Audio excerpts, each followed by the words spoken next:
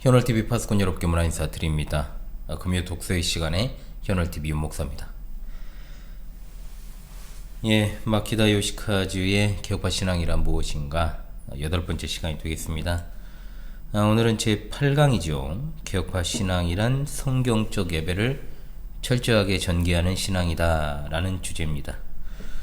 마키다 교수는 이 부분에서 개혁파 신앙에 있어서의 성경적 예배로서의 주일 예배, 그리고 주일 예배의 설교, 성찬에 대해서 집중적으로 다루고 있죠.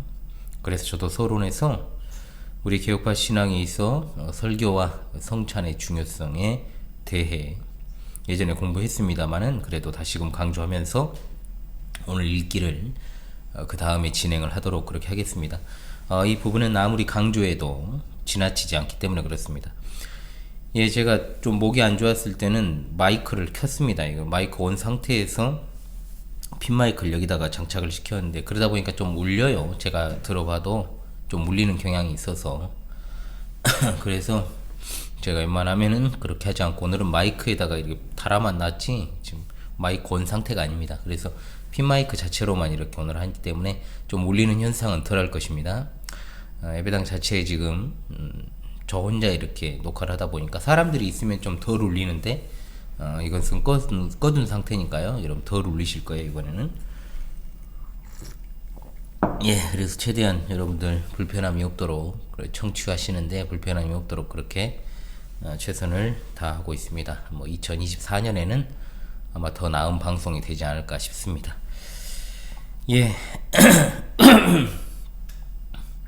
100% 호전된 건 아닌데 지금 그래도 거의 이제 끝물인 것 같습니다. 괜찮으시겠죠? 자, 신자라면 누구나 설교가 예배에서 가장 중요한 요소라는 것을 인정할 것입니다. 무엇보다 예배에서 설교가 차지하는 시간적인 측면에 있어서 굉장히 많은 시간을 차지하고 있고, 또 설교 시간에는 설교자와 그리고 설교를 듣는 사람이 있죠. 즉 설교자가 해야 될 것, 그리고 청중해야 될 일, 나누어져 있다는 겁니다. 이미 이 부분의 주제를 제가 다룬 적도 있고 또 이야기를 했습니다만은 어떻게 설교를 할까에 관한 그런 논의와 책은 굉장히 많죠. 그러나 어떻게 설교를 들을까에 대한 논의나 책은 거의 없습니다. 그 이유는 왜 그럴까요? 설교 자체를 예배의 어떤 한 부분으로 다루지 않기 때문에 그렇습니다. 사실 설교하는 입장에서의 설교학과는 다르게 예배학이라고 하는 것은 청중에게 집중을 하죠. 예배의 중요한 요소로서 설교의 가장 중요한 특성은 바로 설교는 하나님의 말씀이 선언되는 시간이다 라는 겁니다. 기록된 성경은 하나님의 말씀이지만 설교를 하나님의 말씀으로 보지 않는 경우들이 있죠. 분명한 것은 우리 개혁파 신앙의 선배들은 설교를 하나님의 말씀으로 확신했다는 겁니다. 그러므로 죄송합니다. 설교가 예배에서 중요한 요소라는 것은 더 말할 필요가 없습니다. 자, 그러면 설교가 예배에서 그렇게 중요하다면 설교를 듣는 청중해야 될 일은 무엇일까요? 그것은 바로 목사의 설교를 하나님의 말씀으로 받는 것이겠죠. 이것은 예배의 주체가 바로 하나님이시다라는 것을 다시금 확인시켜 주는 것이기 때문에 그렇습니다. 예배에 있어 성도의 가장 중요한 행위는 드리는 것이 아니고 겸손히 받는 것입니다. 신자는 하나님의 말씀을 들음으로 받습니다. 따라서 들음이라고 하는 것은 예배에 있어서 굉장히 중요한 행위라고 할 수 있는 것이죠. 즉 예배에 있어서 제가 늘 기도를 통해서 말하는 것처럼 전하는 자와 듣는 자의 동역이 정말로 필수적이라는 겁니다. 설교자의 어떤 일방적인 전달이 아니라 회중의 경청, 그리고 거기에 대한 화답, 이것은 설교자가 설교를 위해 준비하는 것 뿐만 아니라 듣는 자도 듣기 위한 준비를 해야 된다는 거죠. 그러므로 청중이 잘 듣기 위해서 당연히 하나님의 말씀에 대한 지성, 그리고 믿음, 경외심 있어야 되고요. 그 목적은 바로 하나님께 순종입니다.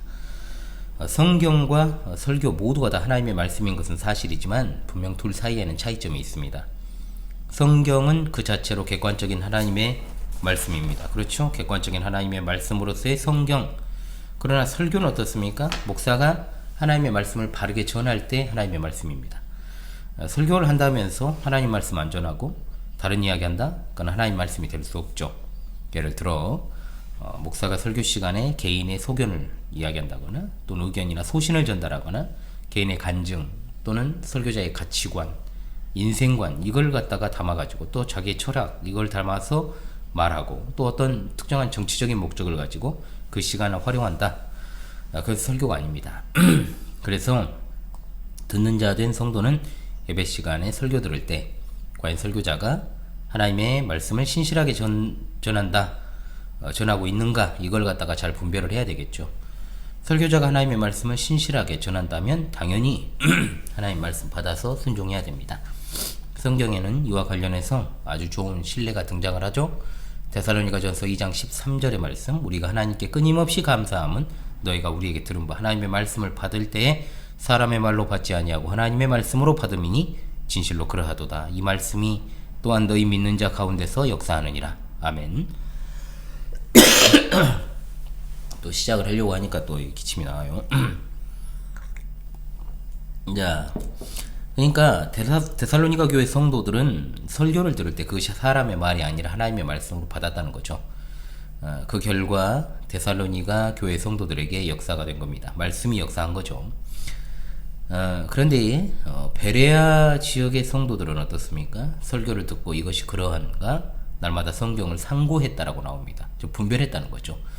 다름 아니라 바울 사도의 설교를 그렇게 한 겁니다. 이처럼 예배 현장에서는 반드시 전하는 자와 듣는 자의 동역적인 선순환이다. 이렇게 제가 부릅니다. 동역적 선순환이 이루어져야 된다라고 하는 겁니다. 자, 그렇다면 눈에 초점이 좀 안 맞아요. 다시금 설교가 하나님의 말씀이라는 것을 생각을 한다면 설교자의 가장 기본적 사명은 무엇입니까? 하나님은 누구신가? 그리고 하나님께서 우리를 위해 어떤 일을 하시는지를 선언하는 것, 그리고 예수 그리스도께서 분부하신 모든 것을 가르쳐 지키게 하는 것, 그것이 설교죠. 자, 그러므로 청중은 무엇보다 설교 시간에 성부, 성자, 성령, 삼위일체 하나님의 성품, 사역 여기에 대해서 듣기를 사모해야 됩니다. 설교와 성령님의 사역은 매우 밀접합니다. 설교가 하나님의 말씀이라면 당연히 인간의 단순한 어떤 지성으로는 이것을 제대로 이해하는 게 불가능하죠. 성령께서 우리 지성에 빛을 비춰주시면, 조명하여 주시면 제대로 깨달을 수 있고 그 결과로 30배, 60배, 100배의 결실을 얻을 수 있게 되는 겁니다. 예수님께서는 이 사실을 마태복음 13장에 씨 뿌리는 자의 비유라고 통상 알려져 있는 이 비유를 통해 알려주셨죠. 열매를 맺고 안 맺고의 여부는 그것이 심겨져 싹을 틔우는 것에 있는데 바로 성령님의 조명 사역 외에는 그것을 가능케 할 것이 없습니다. 그래서 예배 시에 청중이 설교 듣는 것은 단지 성경 본문에 대한 해설을 듣고 그 뜻을 파악하는 것 아닙니다. 머리로 이해하고 또 그것을 마음에 새길 뿐만 아니라 또한 실천해서 삶이라고 하는 것이 예수 그리스도의 형상으로 변화되는 것, 이것이 바로 우리의 궁극적인 목적이죠. 청중은 앞서 말한 대로 항상 설교를 하나님의 말씀으로 받아야 되고 또 분별하며 삶에 적용해야 되지만 반드시 여기에는 성령님의 조명이 필수적이다라고 하는 걸 잊지 말아야 됩니다. 그래서 설교 전에 목회 기도를 할 때 반드시 성령님의 조명을 위한 기도를 빠뜨리지 않고 하는 것입니다. 자, 이렇듯 설교는 예배의 중요한 요소이자 핵심입니다. 우리가 매 주일 예배를 통해서 빠짐없이 설교를 듣습니다. 그리고 우리 현월TV 파수꾼 성도들 같은 경우에는 일주일 매일 같이 말씀의 강설까지는 아니어도 강설은 일부지만은 그래도 말씀에 대해서 듣습니다. 설교 없는 예배를 상상해 보셨습니까? 상상할 수 없죠. 사도행전 2장 42절을 통해서 우리는 초대교회 성도들이 함께 모여서 사도들이 전하는 말씀을 듣고 또 들은 말씀에 기초하고 교제하고 기도했다라는 사실을 보게 됩니다. 즉 사도들은 전하기에 힘쓰고 성도는 배우기에 힘썼다는 거죠. 그야말로 설교는 초대교회가 모이는 가장 큰 이유였고 또 오늘날에도 여전히 우리가 모이는 이유가 되는 겁니다. 자, 그 다음으로 이제 마키다 교수가 중시한 이 성찬이라고 하는 것, 성찬 역시 은혜의 방편으로 매우 중요한 요소입니다. 이 성찬에 대해서는 제가 특강을 한번 제대로 해야 되겠다는 어떤 필요성을 제가 느끼고 있습니다. 아마 새해에 그것이 가능할 것 같은데요. 그런데 한국교회 성찬은 어떻습니까? 그야말로 연례 행사처럼 연중 행사가 되어버렸죠. 성찬을 통해 하나님의 은혜가 실제로 성도에게 전달된다는 의식이 약화된, 마키다 교수가 여기서도 지적을 하고 있습니다만 사실은 쯔빙글리의 기념서를 실상 따르고 있으면서도 말로만 영적 임재설을 이야기하는 한국 장로교회 현실을 그대로 보여주고 있습니다. 자, 성찬과 관련해가지고 딱 몇 가지만 기억하시면 됩니다. 무엇을 인식해야 되느냐? 첫 번째, 성찬은 제사가 아니라 식사라는 것입니다. 그리고 두 번째, 성찬은 단지 영적인 식사가 아니라 실제적인 식사라는 것. 그리고 세 번째, 성찬은 장례식이 아니라 결혼식에 가깝다는 것. 잔치자리라는 거죠. 네 번째, 성찬에서 신자가 먹어야 될 참된 양식과 음료는 그리스도의 찢기신 몸과 흘리신 피. 이것은 그리스도께서 십자가에서 드리신 희생제사입니다. 다섯째, 성찬은 종말에 천국에서 이루어질 어린 양의 혼인잔치를 미리 체험하는 것입니다.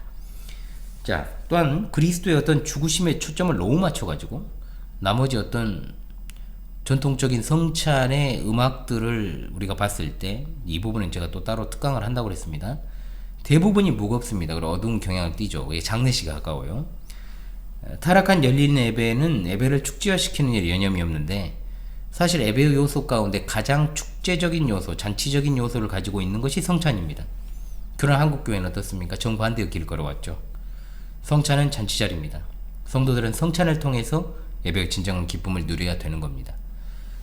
자, 우리 광주 신실한교회도 아시겠습니다만은 기존 성찬의 틀에서 벗어나려고 무진장 애를 씁니다. 하지만 여전히 부족하죠.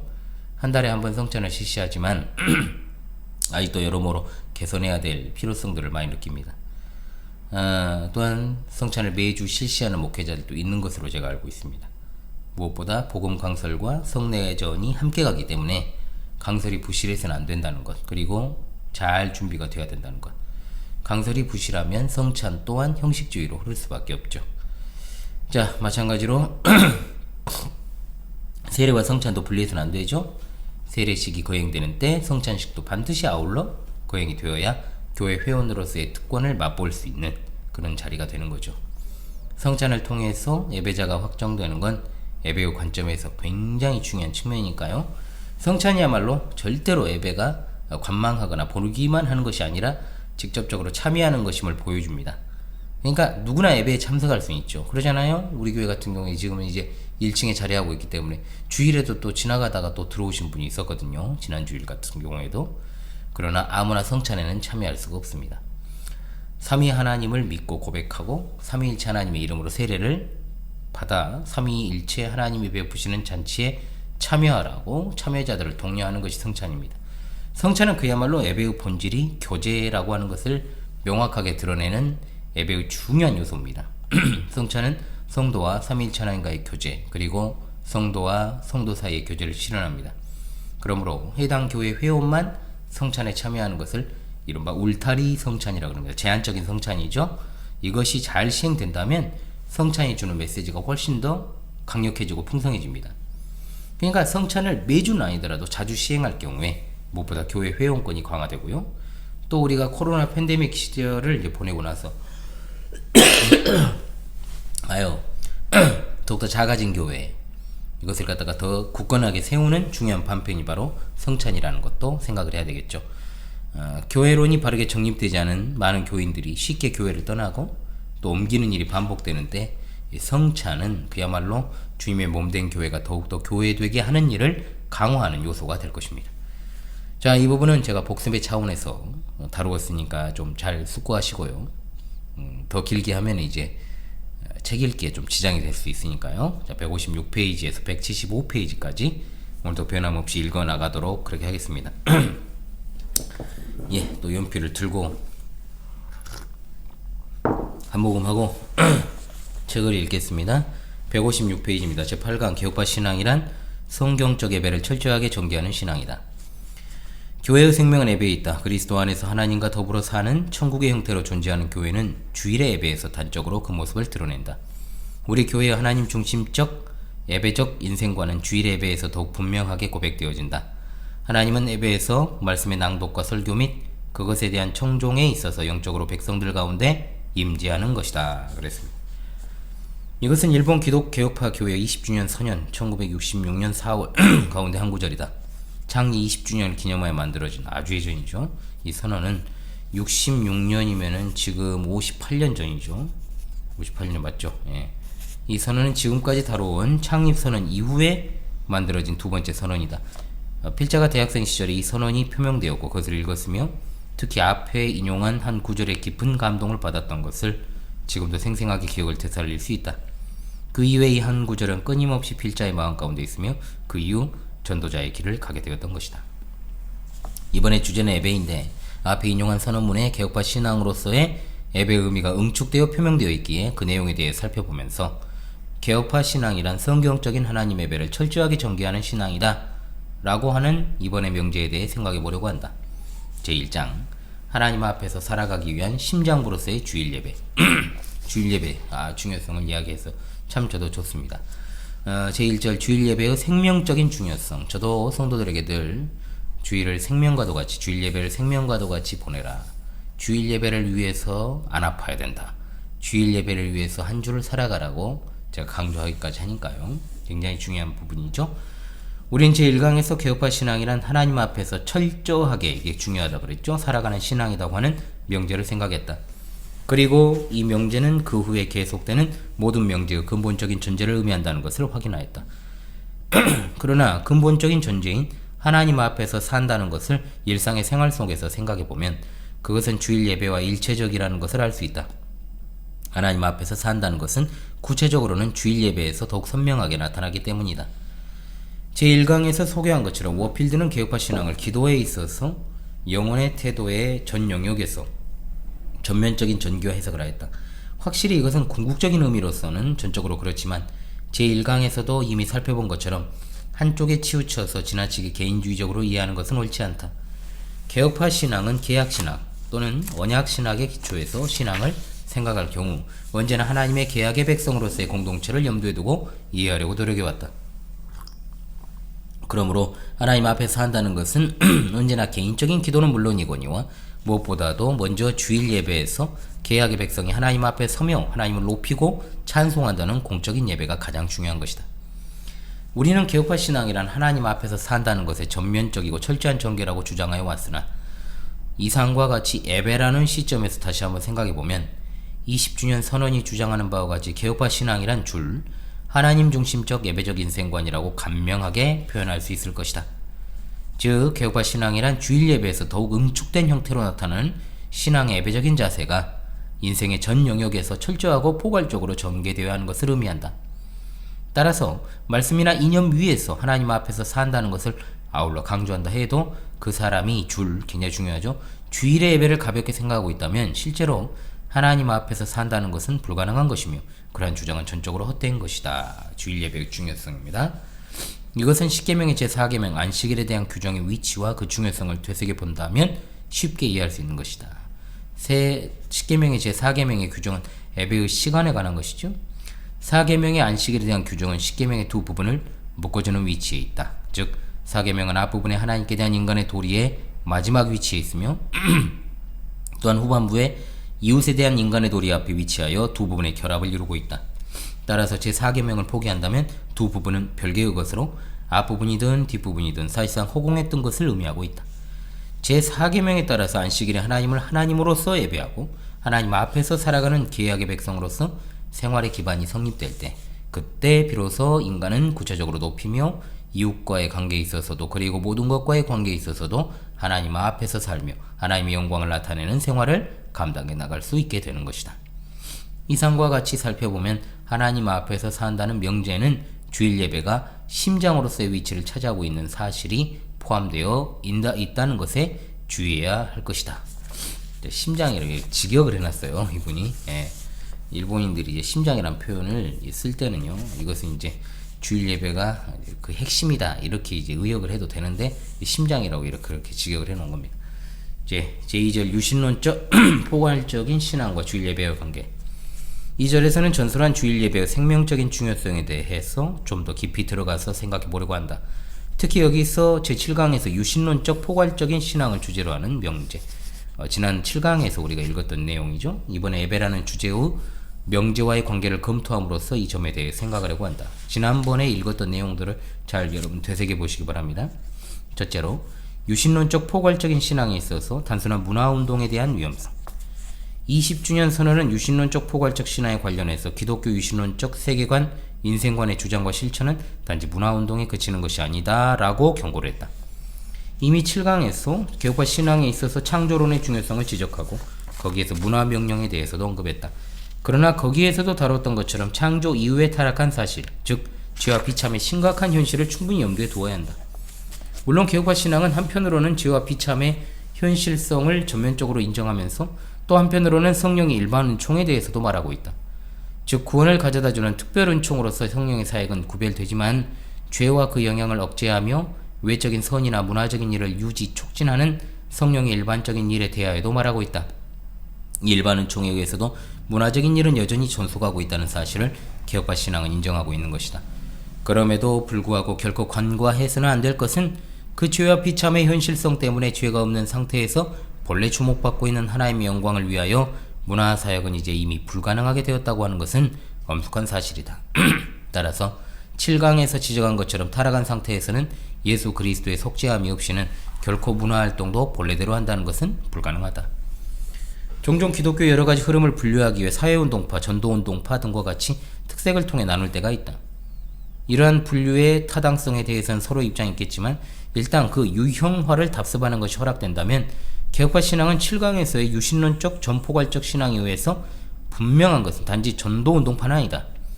그러면 개혁파 신앙은 사회운동파에 속하는가 하고 묻는다면 단순히 그렇다고 대답할 수도 없을 것이다. 분명히 죄의 현실성을 가볍게 생각하고 문화명령을 일방적으로 강조하여 행동한다면 사회운동파라고 할 수 있다. 즉 예수 그리스도의 속죄 은총이 전제되지 않는다면 유신론적 전포괄적인 개혁파 신앙도 결국 20주년 선언에서 밝히고 있는 단지 문화운동에 그치고 마는 것이 되기 때문이다.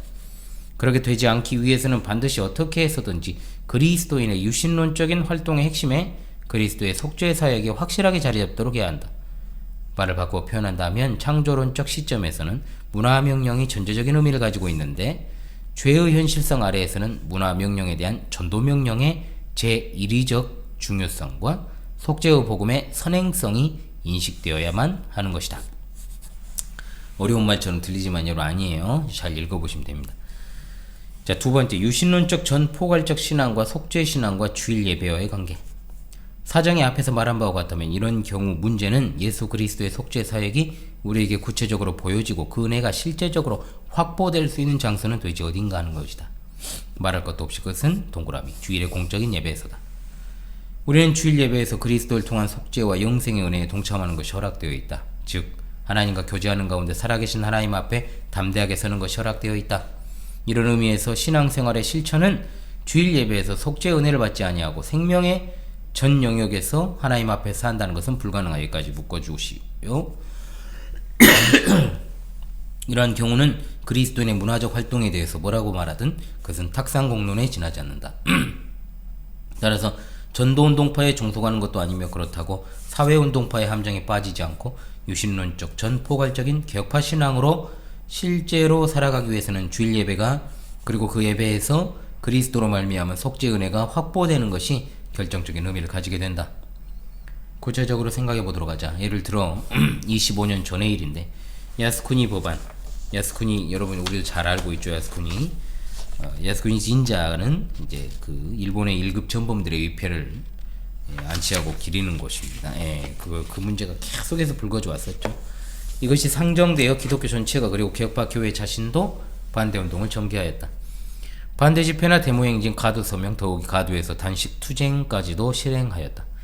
야스쿠니 법안에 반대하는 다른 종교단체나 정치단체가 공조하여 투쟁을 하기도 했다.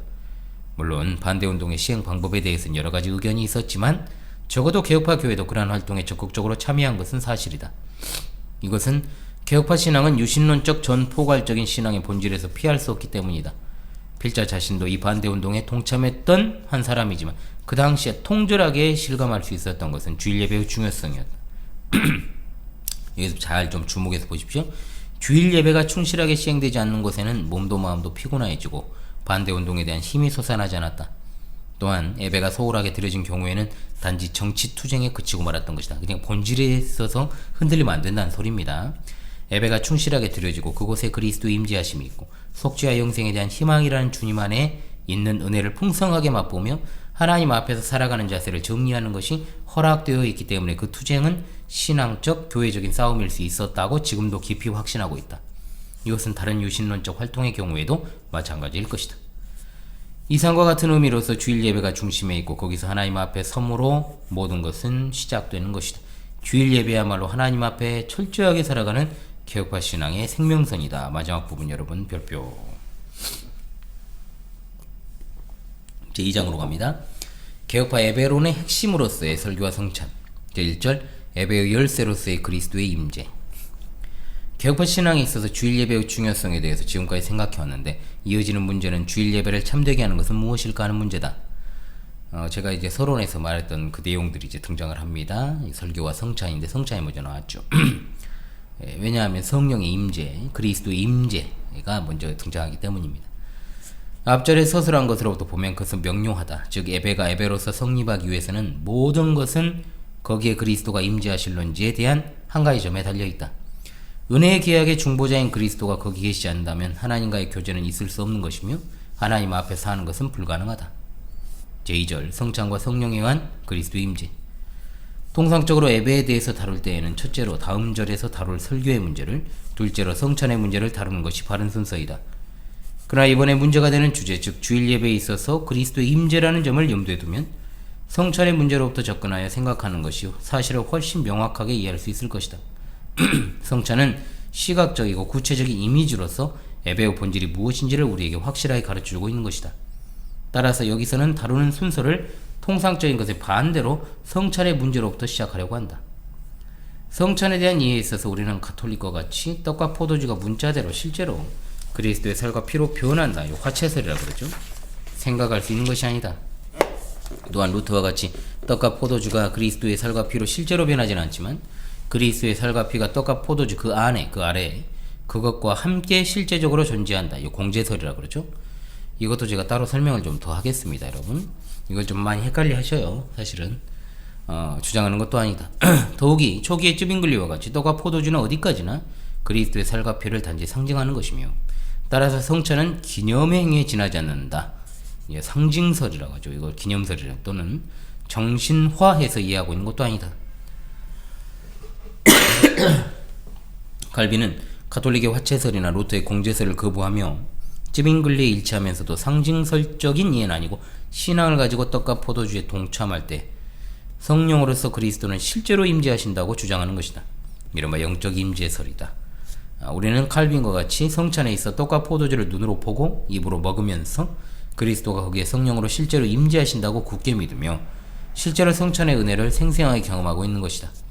실제로 경험하고 있는 영적인 현실 가운데서도 성령으로 은혜의 중보자이신 그리스도의 현실적 임재 가운데 예배의 본질이다. 이 부분은 제가 여러분 영적 임재설에 대해서도 좀 구체적으로 이제 특강을 하는 날이 올 것입니다.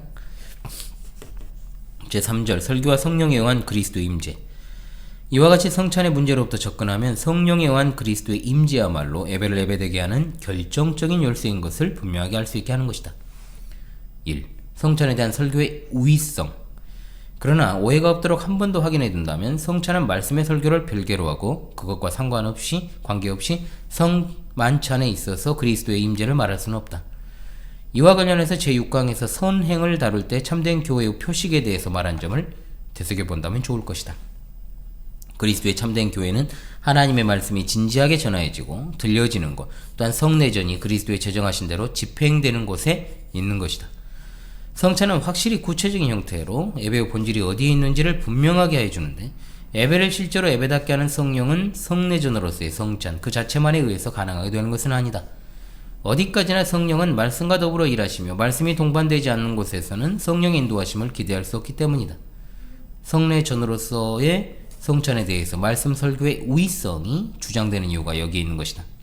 만일 성찬이 말씀으로부터 분리되어 버린다면 그때 예배는 단지 어떤 종류의 마술, 인간이 무엇인가를 해서 하나님의 은혜를 조작하여 제어하는 것이 가능한 종교적 의식이 되고 마는 것이다. 굉장히 위험하죠, 여러분. 이렇게 빠질 확률이 높은 거예요. 2. 성경적 설교의 중요성. 이런 의미에서 개혁파 교회는 예배에 관하여 전술한 바와 같이 전통적으로 말씀의 설교를 기점으로 해서 그것을 전제로 생각하며 말씀의 설교를 무엇보다도 중요하게 생각하여 왔다. 성경의 엄격한 해설이야말로 그리스도는 성령으로 임재하신다고 믿어온 것이다. 이것은 결코 흔들리게 해서는 안 될 것이다. 제2강에서 성경에 관한 명제를 다루었을 때 개혁파 신앙의 성경에 대한 엄격한 자세를 언급했으며 그와 관련해서 연속 강해 설교와 설교에서 오직 성경과 전 성경의 원리, 구약 성경의 설교 등 성경적 설교의 문제를 논하였다. 2강이었죠. 따라서 여기서는 2강에서 다루었던 것을 반복하지 않도록 하려고 생각한다. 여기서는 단지 하나, 예배에서 성경적인 설교의 철저한 추구의 중요성을 한 번 더 강조해 두는 것으로 그치려고 한다. 바로 이 점의 철저성에 대한 개혁파 신앙의 하나의 특색이기 때문이다. 교회적인 과제로서 성경적 설교의 확립. 그럼에도 불구하고 성경적 설교의 확립 문제는 단지 설교자만의 문제만은 아니라는 점에도 주의를 환기시켜 두길 바란다. 성찬의 문제에 있어서 성찬이 개인적인 문제가 아니고 계약 공동체로서의 교회 문제라는 것은 아마 누구의 눈에도 분명할 것이다. 사실 마찬가지로 설교 문제도 계약 백성의 공적인 예배에 관한 문제인 이상 공동체 전체의 문제이다. 따라서 설교의 문제를 터부시해서 설교자 개인에게 맡겨버리지 말고 교회 전체가 설교에 대해서 배우고 설교란 무엇인가를 깊이 이해하며 성경적인 설교의 확립을 위하여 기도와 노력을 결집하는 것이 매우 중요하다. 설교 문제는 성령에 의한 그리스도의 임재에 관련하는 생명적인 문제이다. 따라서 이것은 예배적인 인생관, 세계관으로 살아가는 개혁파 신앙의 근본에 관련하는 문제이며 그러한 의미에서는 우리들 모두에게 관계되는 문제인 것이다. 제4절, 개혁파 교회에서 설교와 성찬의 실천을 둘러싼 문제. 다음으로 개혁파 교회에서 설교와 성찬을 둘러싼 문제를 조금 생각해 두려고 한다. 1. 쯔빙글리적 설교와 예배의 문제점. 헤게만은 모든 개혁파 교회의 신학은 칼빈을 중요하게 생각하는 데 비해서 쯔빙글레는 중요하게 생각하지 않는다는 사실을 확인한 후, 여기서 중요해요. 개혁파 교회의 예배에 관해서는 다음과 같은 기묘한 현상을 지적하고 있다. 이것은요, 우리뿐만 아니에요. 이후에 어떻든 신학적으로는 분명히 칼빈주의 대부분의 교회조차도 성례전과 성례전의 시행에 있어서는 실제적으로는 쯔빙글리주의가 되어 있는 것이다. 그러니까 초창기 쯔빙글리주의인 거예요. 쉽게 말하면. 이 지적에 대해서는 개혁파 교회 가운데 현재 대부분 공통적으로 인식되어 있는 문제점이라고 할 수 있을 것이다. 자, 그러면 도대체 쯔빙글리적 예배란 어떤 것인가? 그것은 전술한 바와 같이 성찬이 기념행위로서 여겨지고 정신화된 것으로 이해되고 있기 때문에 결과적으로 성찬이 경시됨, 설교와 성찬이 분리되는 경향을 만들어낸다. 사실상 예배가 설교 예배가 되어버린 형식의 예배를 의미하고 있다. 그렇죠, 여러분? 분명히 이거 인정하시죠? 이 점에 관해서 헤게만은 깊은 한숨을 쉬면서 다음과 같이 문제의 제기를 하고 있다. 조금 길긴 하지만 인용하려고 한다. 참으로 문제인 것은 우리 개혁파 전통의 선언자가 항상 자만하고 있는 예배의 측면인 설교에 있다. 어느 정도까지 우리는 지금도 설교가 그 백성들과 함께 계신 그리스도의 임재의 직접적인 매체이며 그 종인 설교자의 입을 통하여 주님이 말씀하시는 살아있는 말씀이라고 생각할 것인가? 그리고 어느 정도까지 우리 설교는 단지 말씀, 신학의 설명, 성경 강해, 도덕관, 심리적인 선동을 위한 연설, 종교적인 묵상, 시사 해설이 되어 있는 것이 아닐까? 틀리지 않는다. 우리가 설교라는 비의, 성례전이라고 해도 좋을 만큼 비에 쓰임받는 하나님의 말씀을 이해하지 않는다면 결국 개혁파 예배학을 생각할 수 없는 것이다. 이것이 종교개혁 예배학의 중심적인 주장이었던 것이다. 헤게만의 문제점에 대한 지적에 대해서는 마음을 열고 들어야만 한다. 일본 기독교 자체가 미국의 대각성운동에 영향을 받은 기독교의 성격을 받아들여서 교회론이 약하고 따라서 교회론의 뒷받침을 받은 예배론도 미숙함을 동반시켰던 것이다. 우리도 마찬가지예요. 그렇기 때문에 무교회적인 성경 강의 스타일이든 신앙을 권면하는 스타일이든 예배 자체가 설교 중심의 단순한 기독교 집회의 양상을 나타내게 되었던 것이다. 굉장히 중요한 지적을 하고 있습니다, 여러분. 어떻든 거기에는 성찬이 중요하게 여겨지지 않았던 것이다. 이게 핵심이죠. 이 문제점은 칼빈의 전통을 계승하는 교회적 흐름에서는 물론 우리 개혁파 교회에서도 문제의식이 깊어지고 있는 것은 사실이나 여전히 충분하게 극복되고 있지는 못하다.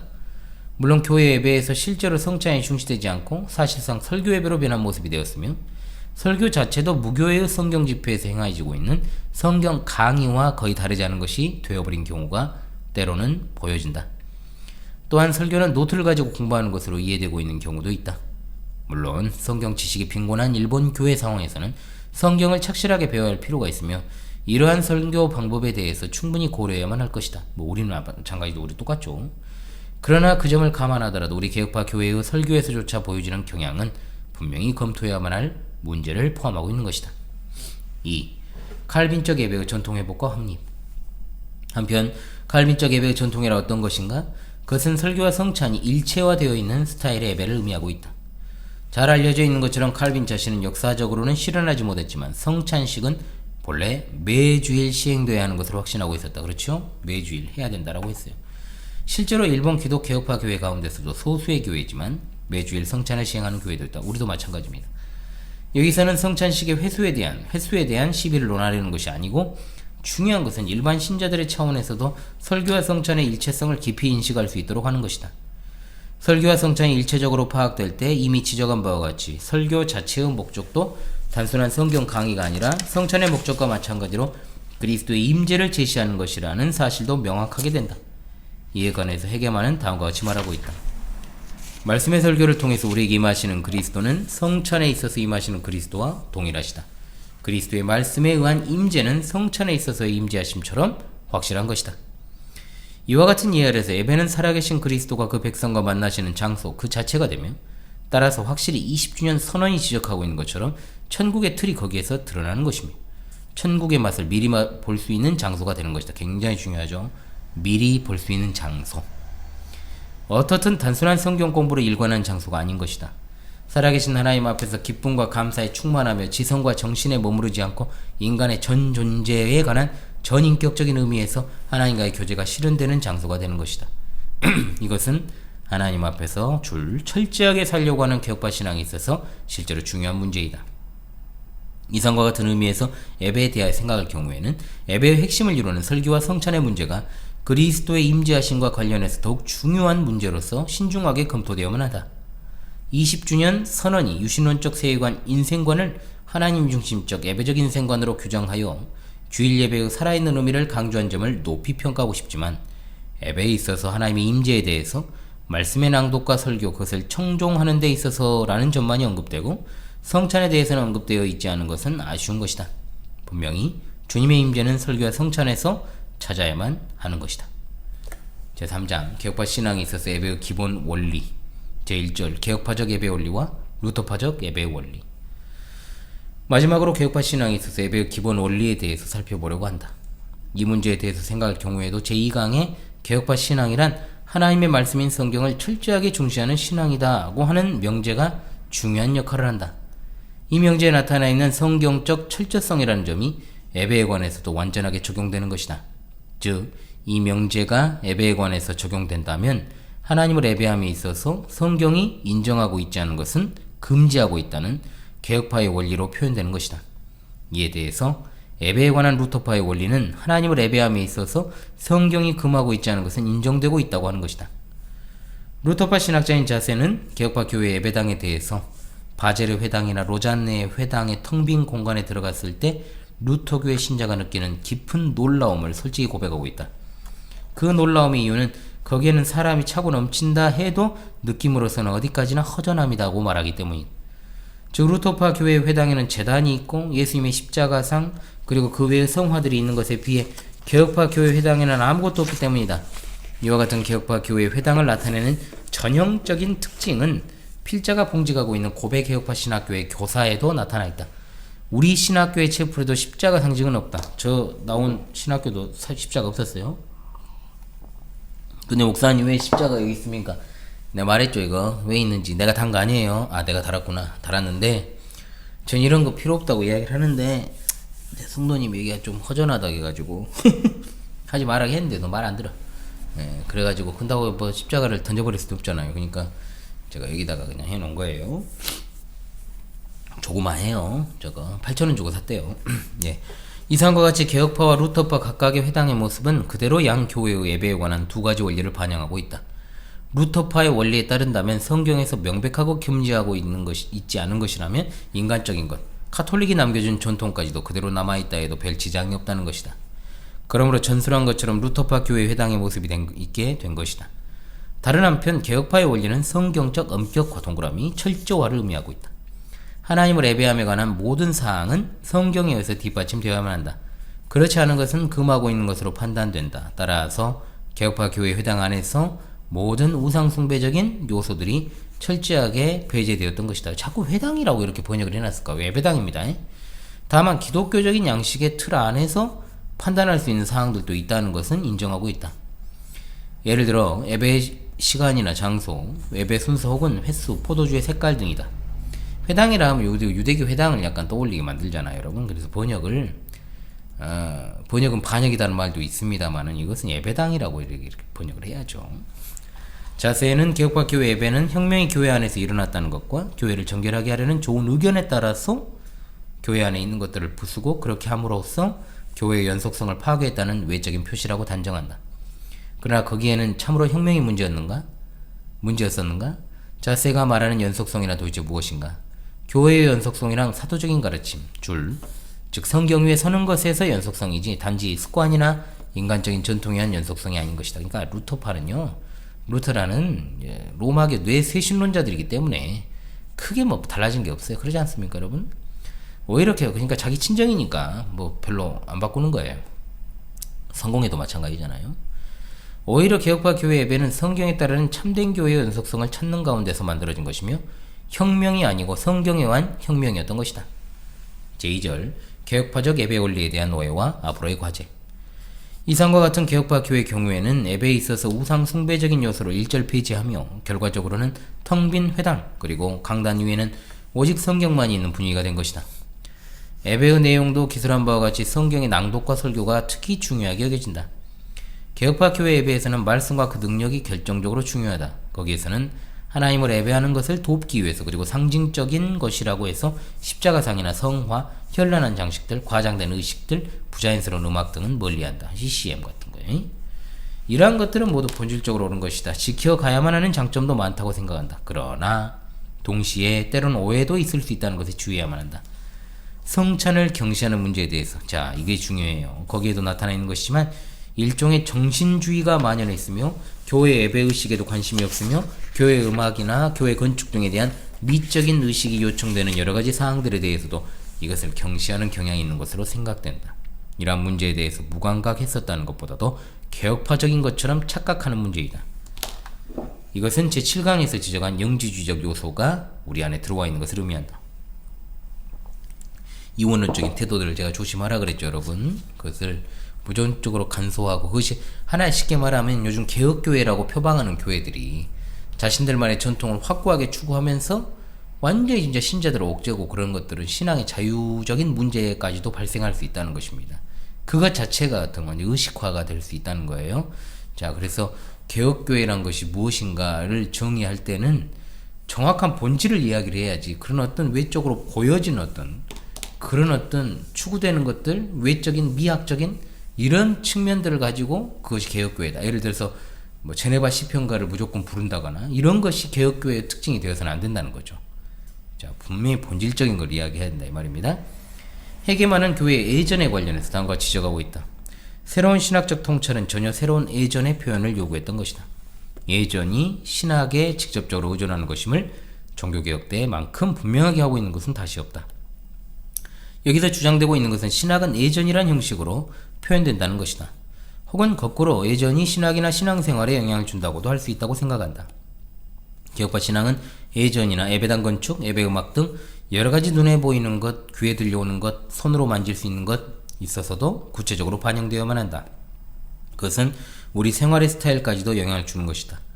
예를 들어 개혁파적인 미의식의 뒷받침이 되었고 소박하고 단순한 아름다운 예배당이나 교회 음악은 그대로 우리의 단순한 생활 스타일에 영향을 주는 것이다.